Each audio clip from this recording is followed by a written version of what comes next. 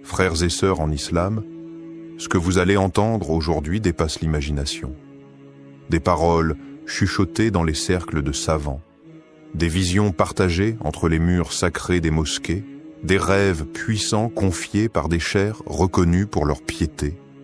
Tous convergent vers un seul et même nom, le Mahdi.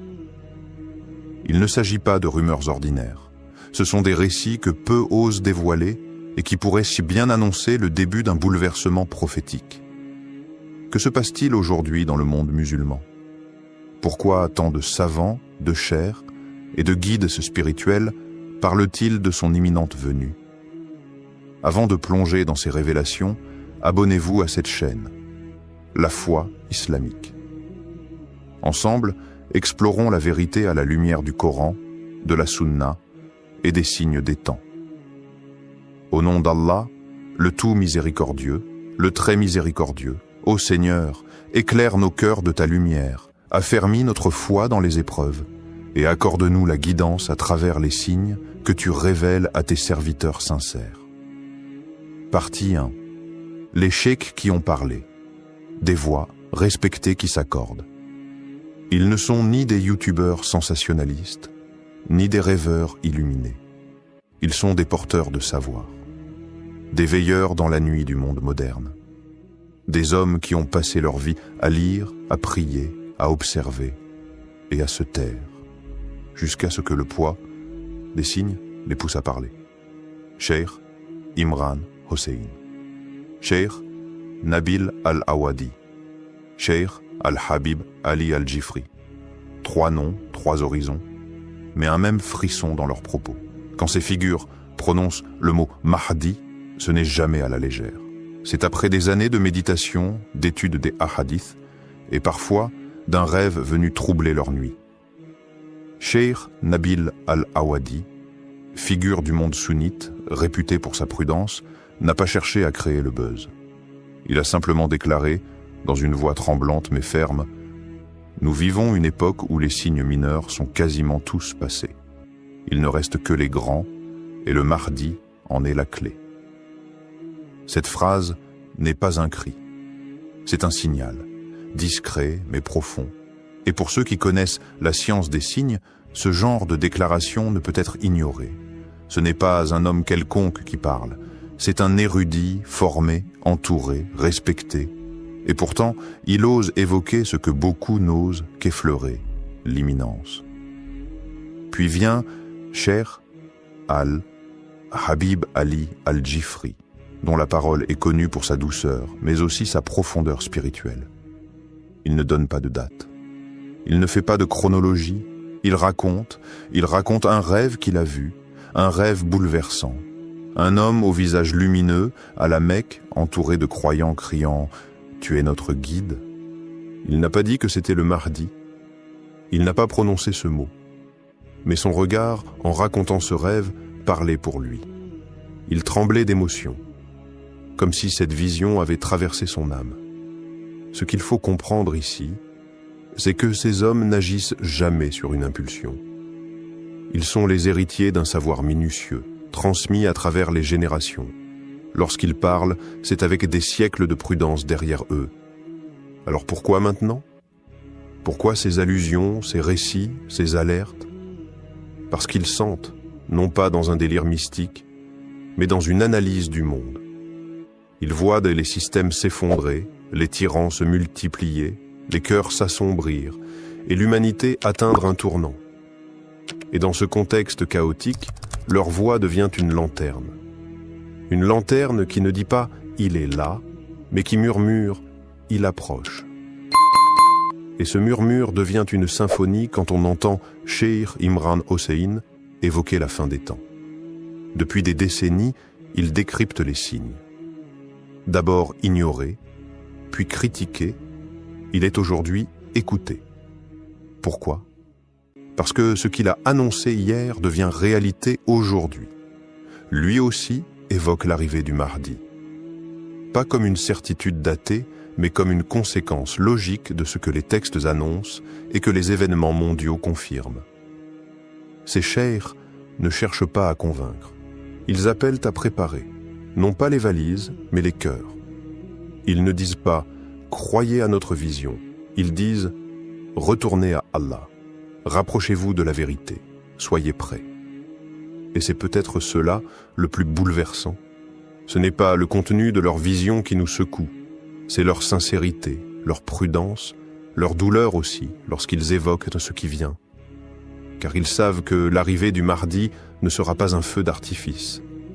Ce sera une secousse, un réveil, une épreuve. Et seuls les cœurs connectés à la lumière divine tiendront. Partie 2. Des rêves révélateurs. Ce que certains ont vu du Mahdi. Dans le silence de la nuit, alors que le monde dort et que les âmes s'élèvent, certains voient. Pas avec les yeux du corps, mais avec ceux du cœur. Ces rêves ne sont pas des fantaisies. Ce sont des fragments, des éclats du monde invisible que Dieu offre à ceux dont le cœur est purifié. Le prophète Muhammad l'a dit. Le rêve véridique est une des 46 parties de la prophétie. Et dans notre époque troublée, ces rêves se multiplient, pas chez n'importe qui, mais chez des hommes de science, des femmes pieuses, des étudiants sincères, des chers silencieux que le ciel réveille. Un cheikh marocain a confié le regard humide que dans son sommeil, il s'est vu transporté à Médine. Là, debout devant le noble tombeau du prophète, un homme pleurait, les mains levées, le cœur déversé en larmes. Et puis cette voix venue de nulle part, ou peut-être d'en haut, « Voici le Mahdi que tu attends ». Il s'est réveillé tremblant. Il n'a pas cherché à interpréter, il a seulement su. Quelque chose s'est imprimé en lui, comme une certitude douce et pesante à la fois. Il n'a pas cherché à en parler partout. Il l'a partagé à quelques élèves, à ceux capables d'entendre sans moquerie, de ressentir sans idolâtrer. Ce rêve n'est pas isolé. Il fait partie d'une constellation. En Égypte, un fakir raconte avoir vu une foule immense autour de la Kaaba. Un homme, vêtu simplement, au regard baissé, refusait de monter sur le minbar. Mais les gens le suppliaient. Ils l'appelaient par un nom qu'il n'ose plus répéter sans frissonner. À Karachi, une femme pieuse raconte une vision où la nuit s'est éclairée d'une lumière intense. Un homme marchait entre les ruines d'un monde brisé. Derrière lui, des enfants, des savants, des orphelins. Il ne parlait pas, mais sa présence apaisait. Les oiseaux se taisaient et même le vent semblait écouter. Et ce qui trouble le plus, c'est l'universalité de ces visions. Pakistan, Yémen, Europe, Afrique, Indonésie, France, partout, les récits se recoupent. Le même homme, la même pudeur, la même scène, la foule, la lumière et une voix qui désigne sans désigner, et pourtant aucune coordination entre ces rêveurs, aucun agenda, juste des cœurs qui cherchent Dieu, des âmes qui pleurent en prière. Et parfois, la nuit leur répond. Ces rêves parlent tous de la même chose. Un homme qui ne veut pas être reconnu, qui refuse le pouvoir, mais que les gens reconnaissent malgré lui. Un homme qui pleure devant le prophète et qui porte une lumière intérieure que même les aveugles sentiraient en passer. Alors, que faire de ces récits? Les rejeter en bloc? Les ranger dans une case de coïncidence collective? Ou faut-il, peut-être, se poser une autre question? Et si ces rêves n'étaient pas là pour désigner un homme, mais pour réveiller des cœurs? Peut-être qu'Allah nous montre ce visage, non pas pour qu'on le suive aveuglément, mais pour qu'on se prépare à ce qu'il représente. La fin de la corruption, le retour de la justice, le triomphe de la vérité.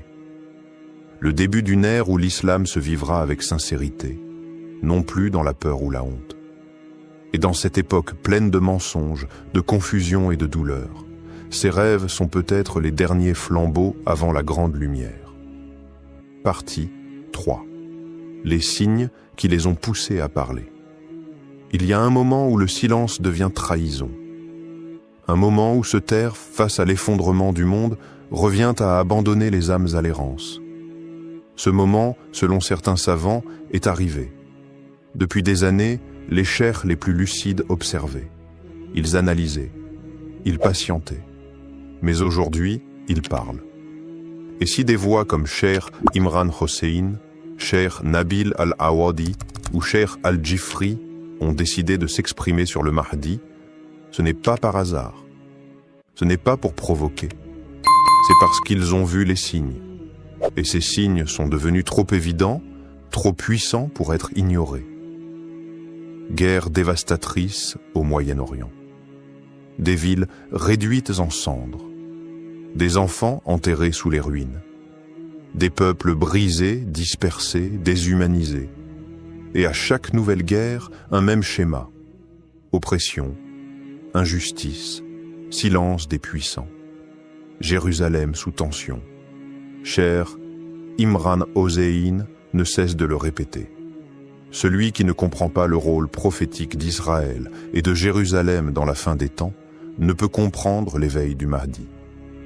Il explique que le faux Messie, Dajjal, doit émerger à travers un système corrompu, sioniste, imposant au monde une fausse paix, une fausse liberté, une fausse justice, et que le Mahdi, à l'inverse, apparaîtra comme un contre-choc, un retour à la vérité absolue, à la justice divine. Un monde à genoux. L'effondrement moral n'est plus une théorie. L'impudicité est devenue une industrie. L'injustice, une norme. Les tyrans sont applaudis, les justes emprisonnés. L'islam est caricaturé, surveillé, ridiculisé. Et au sein même de la Oumma, les divisions font rage. Sunnites contre chiites, traditionnalistes contre réformistes, culture contre culture, mosquée contre mosquée. Le climat, lui aussi, parle. Inondations, séismes, feux incontrôlables. La planète semble crier sous le poids des péchés de l'humanité. Les savants ne sont pas des climatologues, mais ils voient dans ces bouleversements un rappel, une purification avant le retour d'un ordre divin. Cheikh Nabil l'a dit sans détour. L'analyse ne suffit plus. Les gens ont besoin de foi, de lumière, car ce qui vient ne sera pas une manifestation spectaculaire. Ce sera une épreuve, une tempête qui n'épargnera que ceux qui auront préparé leur cœur. C'est cette urgence qui les pousse à parler. Pas pour créer de faux espoirs, pas pour désigner un homme à suivre, mais pour réveiller les cœurs. Ils ne donnent pas de nom, ils ne fixent pas de date, ils avertissent, ils secouent. Leur message est clair. Le Mahdi ne viendra pas pour résoudre vos problèmes. Il viendra avec une mission immense qui exigera de vous vérité, sacrifice et foi. Si vous n'êtes pas prêt à vous réformer maintenant, vous ne le reconnaîtrez peut-être même pas quand il viendra. Ces chers voient, pas parce qu'ils sont devins, mais parce qu'ils ont appris à lire le monde avec le Coran dans une main, les hadiths dans l'autre, et les yeux tournés vers les signes d'Allah. Et ces signes, aujourd'hui, hurlent. Partie 4. La peur et l'humilité des savants devant ces signes. Il y a des vérités qu'on ne crie pas. On les chuchote avec respect, avec tremblement. Car elles ne sont pas des slogans, elles sont des responsabilités. Et c'est dans ce silence lourd, rempli de crainte et d'humilité, que les savants parlent du Mahdi. Ils ne s'affichent pas comme des visionnaires. Ils ne cherchent ni gloire, ni vue, ni applaudissements. Ils ne se prennent ni pour prophètes, ni pour élus. Non. Ils baissent l'adme la tête. Ils disent, nous ne savons pas, mais nous sentons. Et ce que nous sentons, c'est un appel. Leur voix n'est pas celle de la prédiction, mais celle de la précaution. Ils ne veulent pas exciter les foules, mais réveiller les cœurs. Cheikh Al-Habib Ali Al-Jifri l'a résumé dans une parole sobre et forte. Ce n'est pas notre rôle de dire quand, mais c'est notre devoir de dire comment s'y préparer. Et le comment ne parle jamais de politique, ni d'armes, ni d'agitation. Il parle de tauba, de ce retour intime à Allah, sincère, silencieux. Il parle de prières nocturnes, celles que personne ne voit, celle que seule la miséricorde d'Allah entend. Il parle de lecture du Coran, pas en récitation automatique, mais en méditation, en imploration. Il parle de purification du cœur, d'abandon des rancunes, des orgueils, des attaches mondaines. Car ce qui arrive, si cela arrive dans notre génération, ne sera pas une gloire facile, mais une épreuve immense. Le Mahdi, s'il est proche, ne viendra pas avec des promesses de confort ou des miracles de facilité. Il ne viendra pas flatter les foules, ni confirmer les illusions. Il viendra avec la vérité, pure, tranchante, exigeante. Et cette vérité ne se lit pas sur les pancartes, elle se lit dans les âmes. Et seules celles qui auront été purifiées pourront la reconnaître. Les savants insistent donc. Ce n'est pas une question de date, c'est une question d'état. Peut-être ne viendra-t-il pas dans nos vies. Peut-être oui. Mais si nous voyons les signes, alors ne rien dire, ce serait trahir. Ils parlent avec des larmes, pas avec des certitudes. Ils ne promettent pas, ils avertissent. Car la peur qu'ils portent dans leur cœur n'est pas celle du chaos, mais celle d'un peuple musulman endormi, qui pourrait rater ce moment décisif par simple distraction. Et ils rappellent ceci, avec douceur mais fermeté. Ne vous occupez pas de reconnaître le Mahdi, occupez-vous de devenir le genre de croyant qu'il reconnaîtra. Le Mahdi ne regardera pas la barbe, ni la tunique, ni les discours grandiloquents. Il regardera les cœurs, il les sentira, il les appellera. Et seuls ceux qui auront préparé leur âme à la vérité répondront à l'appel. Partie 5. Et si l'heure était vraiment proche? Et si ces murmures qu'on entend un peu partout n'étaient pas des coïncidences?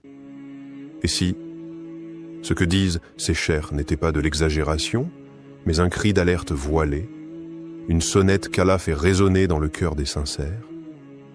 Et si c'était notre génération? Oui, celle-là même qui scrolle, qui doute, qui cherche sans toujours savoir quoi, qui allait voir de ses propres yeux le Mahdi marcher sur cette terre? Regarde autour de toi, les repères s'effondrent, les valeurs sont inversées, la lumière semble s'éteindre et l'obscurité gagne du terrain, même dans les âmes. Mais peut-être est-ce précisément dans cette nuit profonde qu'Allah a voulu que la lumière du Mahdi apparaisse. Et si ce n'était pas une légende? Et si ce n'était pas pour les autres, pour une époque lointaine, pour des récits d'histoire? Et si c'était maintenant, dans notre époque confuse et vacillante, qu'Allah envoyait son serviteur caché, son réformateur promis, son signe vivant? Les jeunes musulmans, aujourd'hui, sont à la croisée des chemins. Beaucoup se sentent perdus, tiraillés entre modernité et foi, entre doutes et espoirs. Mais justement, c'est pour eux que le Mahdi est un espoir vivant. Un homme qui ne sera pas là pour séduire, mais pour réveiller. Pas là pour impressionner, mais pour guider. Pas là pour caresser l'ego, mais pour bousculer les cœurs. Il n'aura pas besoin de microphone. Il n'aura pas besoin de projecteur. Sa lumière viendra d'Allah, et ceux qui l'attendent avec foi le reconnaîtront sans confusion. Mais attention, ce n'est pas en spéculant sur lui qu'on se prépare. Ce n'est pas en débattant de son nom, de son origine, ou de ses gestes qu'on devient un de ses partisans. Ce n'est pas en surveillant les réseaux ou en cherchant des dates que l'on se tient prêt. C'est en purifiant son cœur. C'est en revenant à la prière, même quand personne ne regarde. C'est en refusant l'injustice, même dans le silence. C'est en écoutant les appels des savants, ces hommes droits qui n'ont rien à vendre, mais tout à transmettre.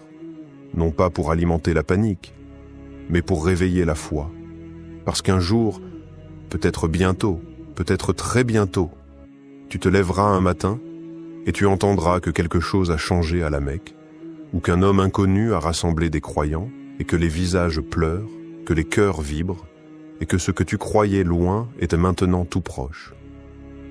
Alors, seras-tu prêt ce jour-là? Ou feras-tu partie de ceux qui ont entendu, qui ont douté et qui diront « Si seulement j'avais pris cela au sérieux ». Frères et sœurs, ce que vous venez d'entendre n'est pas une fiction. Ce n'est pas un récit pour frissonner, ni une histoire pour passer le temps. C'est une réalité qui frappe à la porte.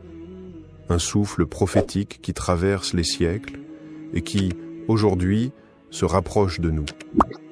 Des savants ont parlé. Des rêves ont été vus.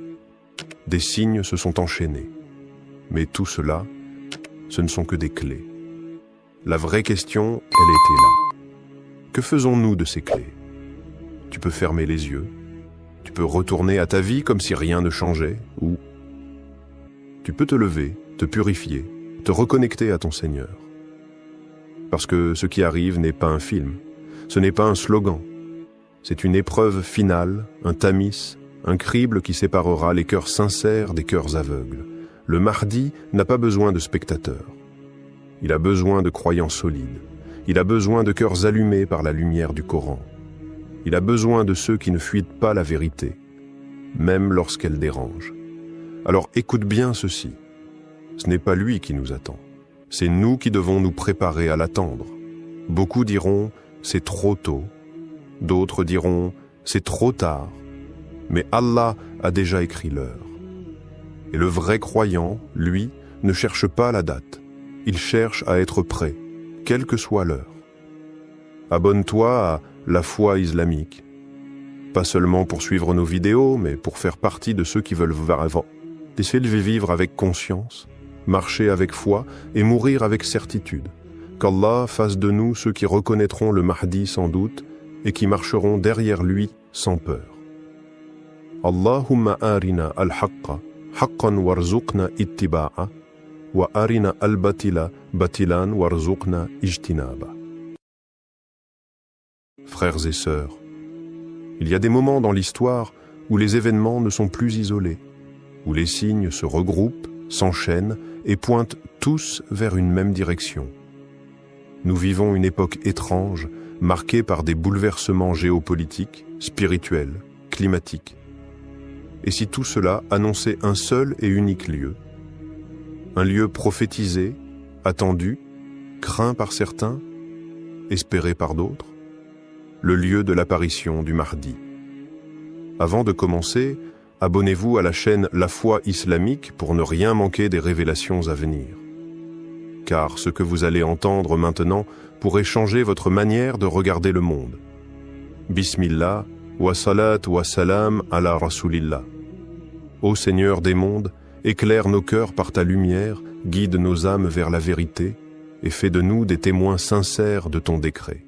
Ya Allah, accorde-nous la clairvoyance de reconnaître tes signes et la force de rester ferme lorsque viendra l'épreuve. Partie 1. Les signes avant-coureurs dans les hadiths. Ils sont là, non pas dans les récits d'un vieux livre poussiéreux qu'on feuillette par curiosité, mais dans les journaux, les écrans, les cris des peuples opprimés et les secousses invisibles de l'histoire. Les signes. Ils frappent à notre porte, et chaque jour, ils deviennent plus évidents. Le prophète Muhammad, le véridique, n'a laissé aucune zone d'ombre. Dans les recueils les plus authentiques, ses paroles retentissent comme un écho lointain, ou comme un avertissement imminent. Il a parlé d'un monde bouleversé, d'un déséquilibre général, de nations qui s'affrontent dans des conflits sans fin, de puissances qui s'effondrent, de peuples qui crient justice, de sang versé dans les lieux saints. Il a parlé de Cham, cette terre bénie et meurtrie. Il a mentionné Al-Quds, centre de tensions et d'enjeux mystiques. Il a désigné l'Arabie, touchée par des luttes internes, des divisions claniques, des effusions qui tachent même les lieux les plus sacrés. Et maintenant, regarde le monde autour de toi. Tout est en place. Des savants de toutes les époques, de l'Andalousie aux confins de l'Asie, ont consacré leur vie à étudier chaque détail de ces prophéties. Des générations entières ont tenté de tracer sur les cartes les lieux où ces signes se croiseraient. Et presque tous s'accordent sur un point. Le Mahdi apparaîtra à la Mecque entre la pierre noire et le Maqam d'Ibrahim, là où les âmes en quête se retrouvent, là où la foi vibre avec une intensité unique. Mais voilà la nuance que peu perçoivent. Si la Mecque est le point d'émergence, cela ne signifie pas qu'il n'y aura pas d'autres étapes. Car avant de se dévoiler au monde, le Mahdi est un homme qui marche dans l'ombre. Il ressent les douleurs du monde. Il traverse les nations, peut-être même les grandes capitales. Il voit l'injustice, il entend les appels des opprimés, il apprend en silence. Certains signes visibles, les guerres, les tremblements de terre, les crises sociales, sont comme les grondements avant une éruption. Mais il y a aussi des signes invisibles, des rêves partagés, des cœurs troublés sans savoir pourquoi, une sensation diffuse que quelque chose se prépare, quelque part. Ce sont les signes intérieurs, ceux que seule l'âme peut capter. Et là, une vérité mystérieuse se dévoile. La terre semble orienter tous les regards, tous les cris, toutes les prières vers un même point, un centre qui n'est pas encore révélé, mais qui agit déjà. Il ne s'agit plus seulement d'un lieu géographique. C'est un espace spirituel en train de s'éveiller. Un endroit où l'invisible devient perceptible, où la lumière revient lentement après des siècles d'ombre. Ce lieu n'a pas encore été nommé. Mais tout indique qu'il est déjà chargé d'un poids que seul un élu peut porter. Ce n'est pas un hasard si certains voient le même rêve à des milliers de kilomètres les uns des autres. Ce n'est pas un hasard si des savants se replongent dans les textes avec une urgence nouvelle. Ce n'est pas un hasard si les cieux et la terre semblent en attente. La prophétie avance. Et ceux qui regardent avec les yeux du cœur savent que les signes ne sont pas finis. Ils ne font que commencer et ils convergent vers un seul endroit. Partie 2. Le point de convergence des crises mondiales. Regarde autour de toi. Pas avec des yeux fatigués par l'information continue, mais avec des yeux lucides, éveillés, conscients. Quelque chose de plus profond que les chiffres et les bulletins d'actualité est en train de se jouer. Le monde se fracture. Et pourtant, ces fractures suivent un tracé. Un tracé qui nous ramène toujours au même point. À l'est, le Moyen-Orient brûle. Gaza saigne. La Syrie gémit. L'Irak panse encore ses plaies. Le Yémen supplie dans le silence médiatique. Des bombes tombent, mais aussi des masques. À l'ouest, l'Europe vacille. Elle doute de son identité, divisée entre un passé chrétien qu'elle a renié et un avenir qu'elle ne comprend plus. L'Occident tout entier semble fatigué de sa propre puissance. Les révoltes intérieures, la montée de l'extrême, l'effondrement moral, tout cela n'est pas que politique, c'est spirituel. Mais au centre, quelque chose attire. Quelque chose agit comme un point d'équilibre entre deux mondes, entre l'Orient mystique et l'Occident rationaliste, entre l'islam hérité et l'islam à venir. Ce point, c'est le cœur de la Méditerranée. Une zone où Jérusalem, Damas et la péninsule arabique forment un triangle sacré. Un triangle qui, depuis des siècles, abrite les plus grands bouleversements spirituels et géopolitiques. Mais quelque chose a changé, quelque chose de subtil. Les signes récents, les tensions invisibles, les rêves collectifs, les basculements soudains, tous commencent à indiquer un autre lieu. Un lieu que peu regardent, un lieu qui ne fait pas partie des récits classiques, mais que le destin semble redessiner à la lumière d'une prophétie vivante. Car le Mahdi, avant d'être reconnu, sera inconnu. Il ne surgira pas là où les foules l'attendent, comme on attend un roi avec tambour et fanfare. Il apparaîtra dans la discrétion. Il traversera des terres que l'on croyait marginales. Il portera peut-être un accent inattendu, une allure que personne ne reconnaît. Et c'est précisément là que le divin surprend. Il casse les cadres, il brise les habitudes. Certains signes, presque imperceptibles, orientent désormais notre regard vers un territoire nouveau, à la fois extérieur au monde musulman traditionnel et intérieurement connecté à son cœur. Ce lieu pourrait être en Europe, peut-être même dans une nation réputée pour son orgueil, sa laïcité, ses conflits avec l'islam. Un lieu que l'on pense fermé et qui peut-être cache la clé. Cela te semble improbable? Mais n'est-ce pas ce que l'histoire nous a toujours enseigné?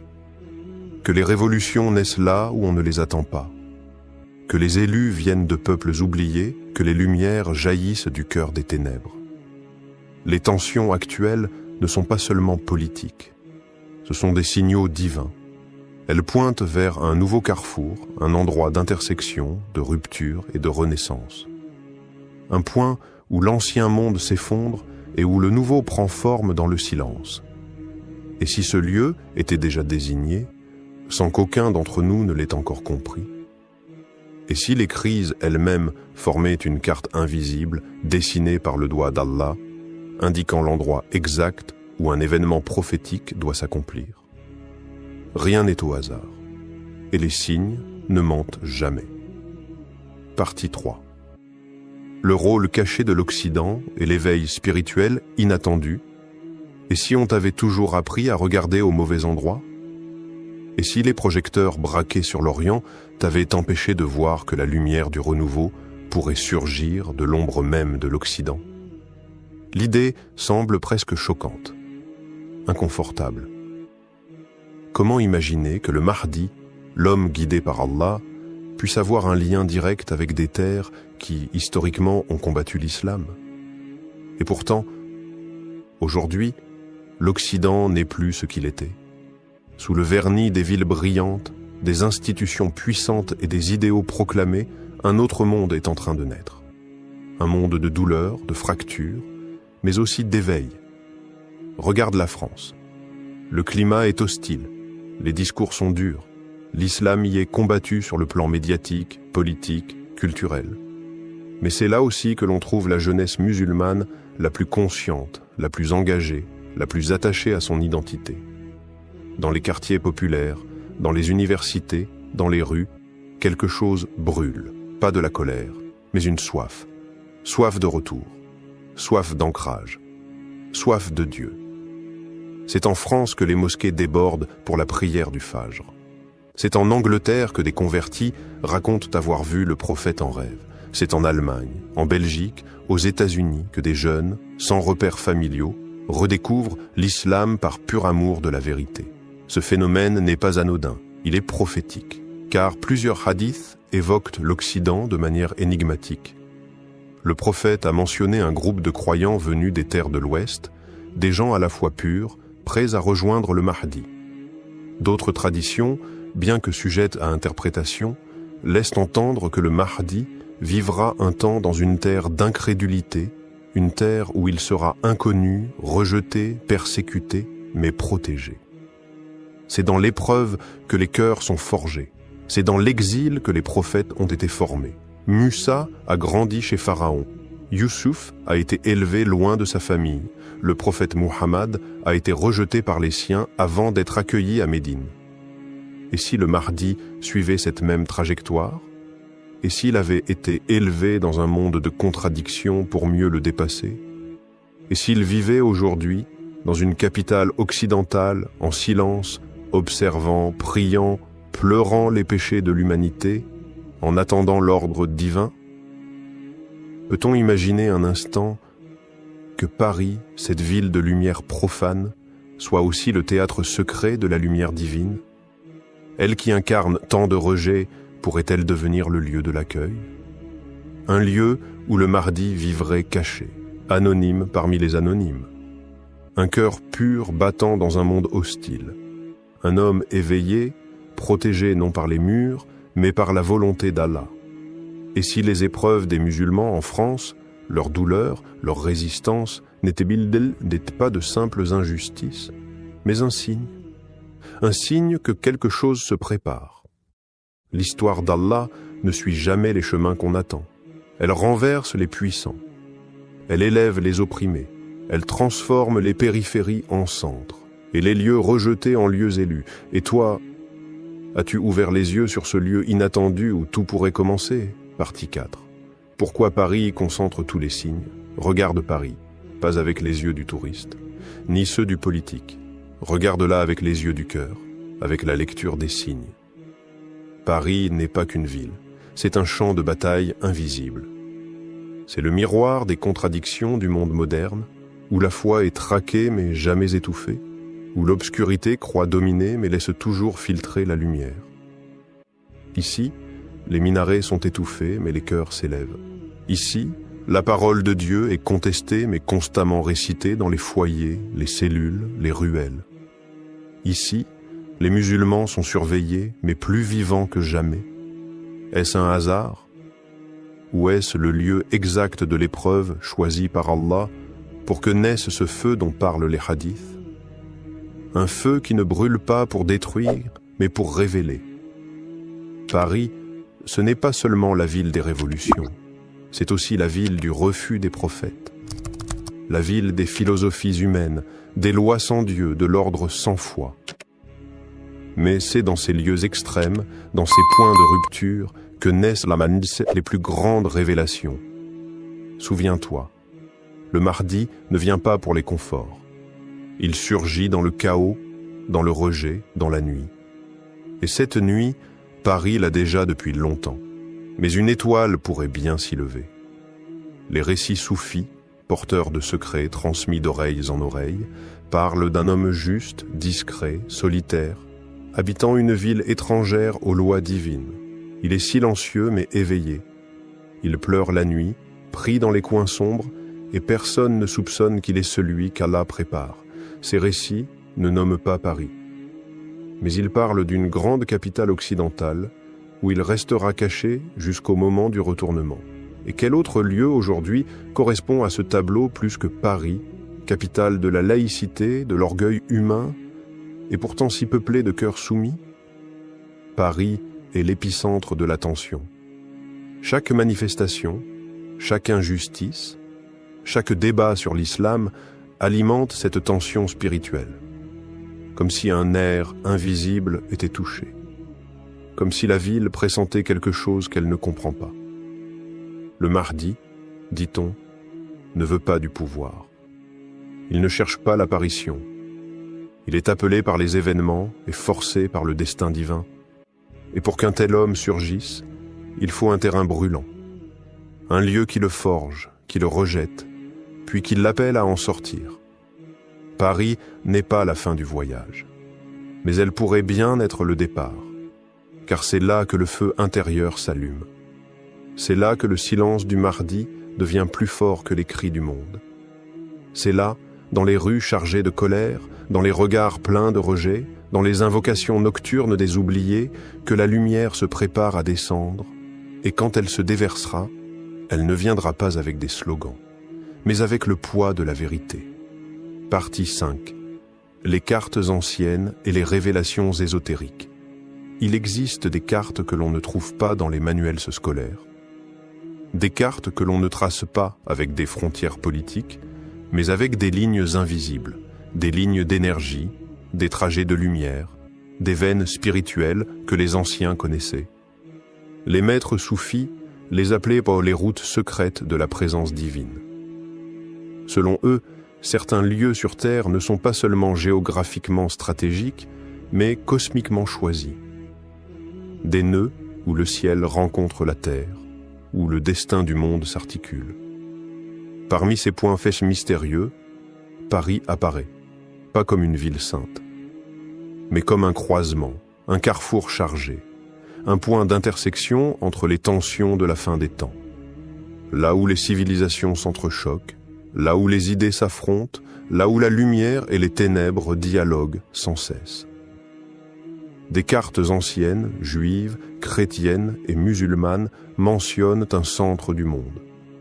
Non pas au sens physique, mais énergétique, elles parlent d'un cœur de l'humanité, d'un lieu où les événements de la fin convergeront avant de se rediriger vers l'Est. Et dans ces textes symboliques, on retrouve en filigrane la ville de Paris. Les soufis évoquent une géométrie spirituelle. Mecque, Jérusalem, Damas, et un quatrième point invisible plus à l'ouest. Un point de silence, un point de gestation. Certains maîtres ont chuchoté, loin des foules. Là où les prophètes ne sont pas attendus, là apparaîtra le signe. Et puis il y a les rêves, des croyants sincères, pieux, qui ne cherchent ni gloire ni mythe, rapportent des songes étonnants. Un homme, vêtu simplement, debout au cœur d'une grande ville européenne. Son visage est paisible, son regard porte une lumière antique. Il ne parle pas, mais ceux qui le voient comprennent sans mots. Il est là, et le monde l'ignore. Des coïncidences étranges, des versets récités dans des ruelles, entendus par des inconnus au moment exact où leur cœur cherchait Dieu. Des apparitions de lumière au-dessus des minarets en pleine nuit, des enfants récitant des sourates qu'on ne leur avait pas encore enseignées, des prières exaucées dans les moments les plus noirs. À Paris, ce ne sont peut-être que des coïncidences, ou peut-être sont-elles les signes subtils du réel, comme des gouttes d'eau avant la tempête prophétique. Le Mahdi, selon certains récits, marchera longtemps dans l'ombre avant d'être appelé à la lumière. Et cette ombre peut être une ville,